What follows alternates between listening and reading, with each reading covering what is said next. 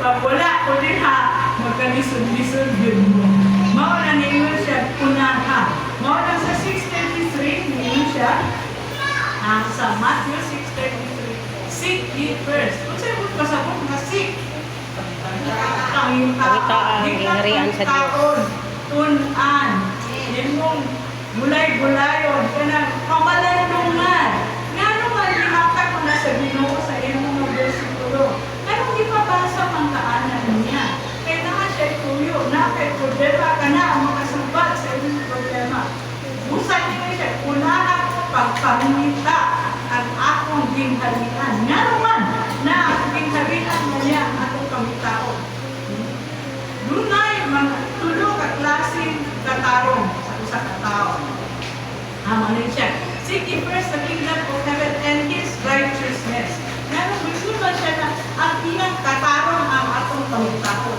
Ay dunay tulo ka tarong sa kalibutan. Una, ang gingon nila imputed righteousness. Kung sa'yo pa sa imputed, gitanong sa Ginoo nato.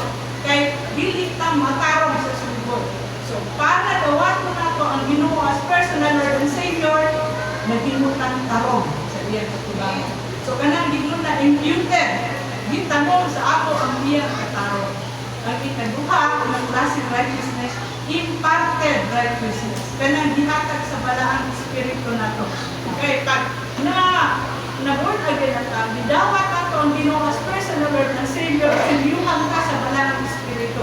Kung gana siya, mutudlo nato sa tanang utang na atong pagkansakot para hayahay ang imong pinagili. Pero ang katarong sa Ginoo, katarong sa tao, ang katulong klaseng katarong is worldly righteousness.